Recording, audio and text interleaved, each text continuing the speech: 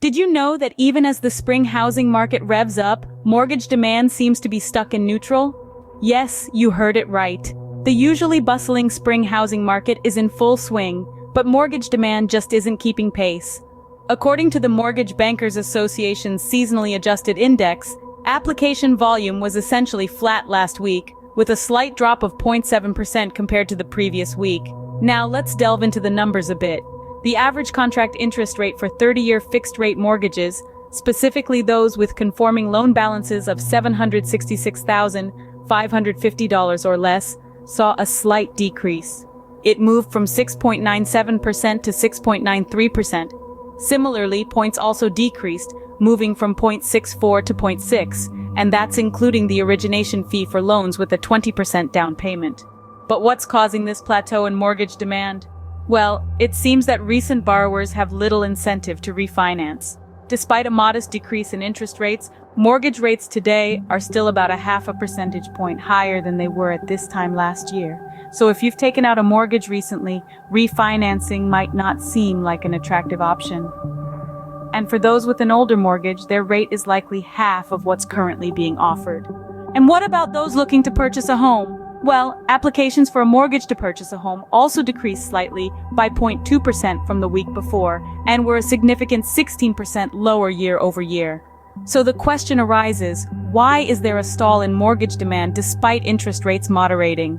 It's a complex question with a multitude of factors at play, but don't worry, we'll be exploring this in more detail as we move through the rest of this discussion. So stick around as we dive deeper into the spring housing market and the current state of mortgage demand.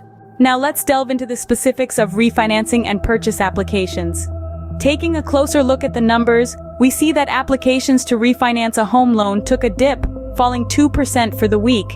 And that's not just a blip, it's part of a bigger trend. When compared to the same week a year ago, these applications were 9% lower. So what's behind this slide?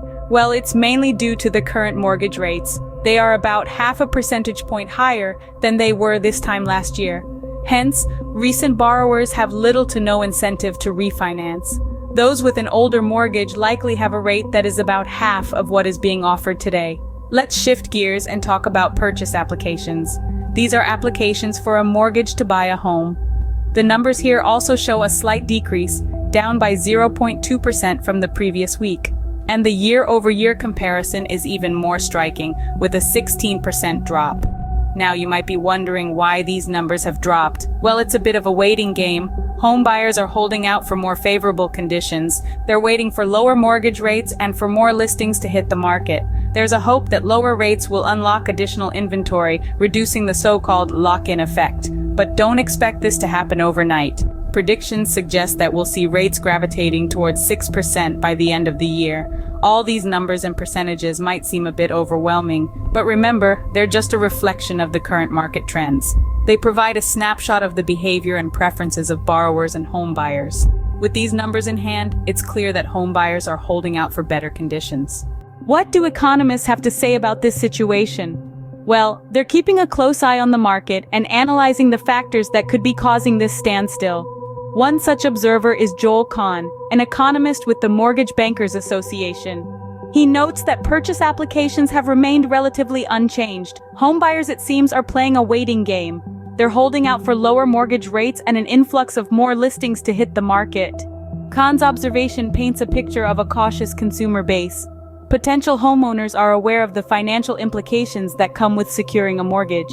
They understand the impact of interest rates on their monthly payments and overall loan cost. This awareness has led to a kind of standstill, where buyers are waiting for conditions that favor their financial goals. But here's the interesting part. Kahn doesn't believe this waiting game will last forever. He predicts that lower rates, which should help free up additional inventory, will eventually draw out these cautious buyers. This is because the lock-in effect, the idea that homeowners are reluctant to move because of their low interest rate mortgages, diminishes as rates decrease. However, Kahn doesn't foresee an immediate shift. He predicts a gradual change, forecasting that rates will move towards 6% by the year's end. This prediction suggests a slow but steady shift that could potentially stimulate more activity in the housing market. The perspective of economists like Kahn provides a broader understanding of market dynamics. They highlight the interconnectedness of market factors, such as interest rates, inventory, and consumer behavior. Their insights remind us that the housing market, like any other, is influenced by a myriad of factors, and changes in one can trigger shifts in another. So it seems economists believe that lower rates could potentially stimulate more activity in the housing market. But what about the role of economic data in all this, you might ask? Well, let's delve into that. Mortgage rates, which so heavily influence the housing market, have been moving sideways to start this week. They're like a car idling at a traffic light, ready to go but waiting for the signal to change. And that signal is more economic data. You see, economic data plays a crucial role in determining the direction of these rates. It's like the weather forecast for financial markets, providing signals and indications of what might lie ahead. And just like how the weather can influence your decision to go out or stay in, economic data can influence the decisions of buyers, sellers, and lenders in the housing market. This is where bonds come into play. As Matthew Graham, the chief operating officer at Mortgage News Daily, puts it, rates are driven by bonds, and bonds are waiting on the most relevant economic data to offer a comment on the path of inflation and the economy in general. In other words, bonds are like the barometer of the financial world, responding to the pressure changes in the economic climate. They are sensitive to economic data, especially data related to inflation and overall economic health. If the data shows a potential rise in inflation, or if the economy appears to be weakening, bonds react. And their reaction, in turn, influences mortgage rates. So it's a bit of a waiting game right now. The financial world is on the edge of its seat, waiting for the next batch of economic data. Will inflation fall? Will the economy show signs of weakening? These are the questions that will tip the scales in favor of lower or higher rates. And while we wait, the housing market also waits. Buyers, sellers, and lenders alike are all keeping an eye on these indicators, ready to make their next move based on the direction the data takes. Therefore, the future of mortgage rates, and thus the housing market, hinges on the upcoming economic data. So, what have we learned today about the stall in mortgage demand? Let's take a step back and look at the bigger picture. The spring housing market, often bustling with activity, has been unusually quiet this year. The volume of mortgage applications has remained essentially flat, with a slight dip of 0.7% from the previous week. Now you might ask, why is this happening? Well, it all comes down to the interest rates. Despite a minor decrease in the average contract interest rate for 30-year fixed-rate mortgages, the demand hasn't picked up. This is particularly noticeable in refinancing applications, which have fallen 2% for the week and are 9% lower than the same week last year. Interestingly, the same trend is visible in applications for mortgages to purchase homes. They've decreased by 0.2% from the previous week and are 16% lower year over year. This suggests that potential homebuyers are holding out for lower mortgage rates and more listings to hit the market. Economists like Joel Kahn from the Mortgage Bankers Association believe this situation might change gradually if the rates inch towards the 6% mark by the year's end. However, it's not just about the rates.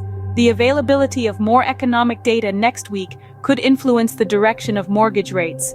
As our friend Matthew Graham from Mortgage News Daily points out, rates are driven by bonds, and bonds are waiting on the most relevant economic data to offer a comment on the path of inflation and the economy in general. In other words, if the economic data indicates a weakening economy or a further dip in inflation, it could tip the scales in favor of lower rates. So there you have it. The current state of the housing market is a complex interplay of interest rates, economic data, and buyer behavior. As we keep a close eye on the economic indicators, we continue to hope for a more vibrant housing market. For now, it's a waiting game.